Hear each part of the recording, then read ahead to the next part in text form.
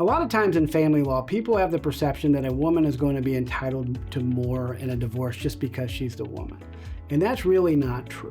Under the laws of Texas, men and women are to be treated equally. Now, there are some factors that play into traditional gender roles that may lead to one spouse getting more than the other spouse. So if you had a traditional stay-at-home wife while the husband was the breadwinner and was earning all of the money, if you have a situation like that, yeah, you absolutely will see that the wife is going to get more in the divorce. But if you had a situation where the husband and the wife both work, they both earn the same amount of money, most likely you will see that the assets are going to be split equally. While under the law, men and women are considered equally, that means either spouse could ask for spousal support. Now, keep in mind that spousal support is disfavored in the state of Texas, so we don't like to traditionally give either spouse spousal support.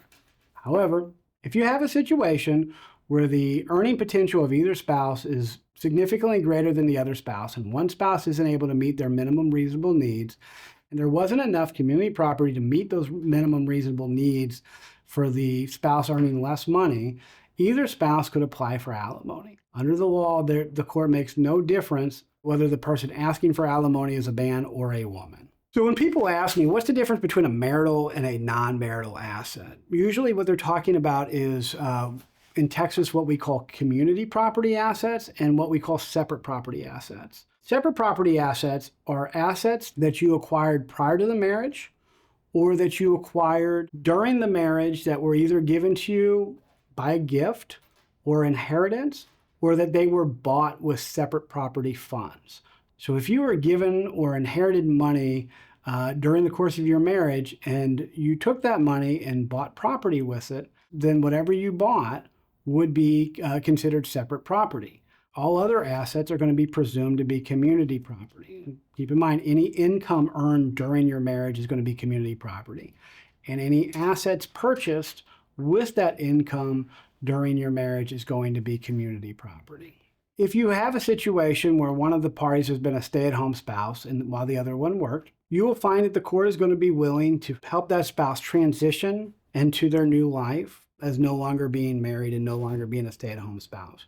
Now, that does not mean, though, that that person is going to continue to get to be a stay-at-home spouse because they're no longer married.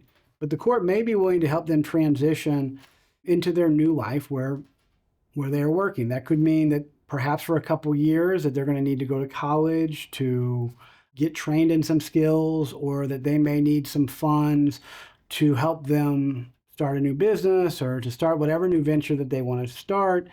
There's all sorts of different ways that the court could do it. If somebody presents a plan as to how they're going to become self-sustainable, the court will consider that as to how to properly address the issue of having a stay-at-home spouse. Now in Texas, again, we disfavor alimony.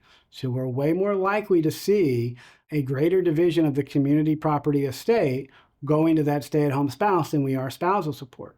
I will caution the one exception to what I've talked about here would be a disability. If a spouse has a disability that prevents them from earning money, or a spouse is taking care of a disabled child, those are factors that could absolutely come into play where that spouse just may not be able to ever provide for themselves. And in those situations, the court does have the ability to grant spousal support for the life of that person. So if you have any questions about what either spouse is entitled to during a divorce, don't hesitate to call us for a consultation today.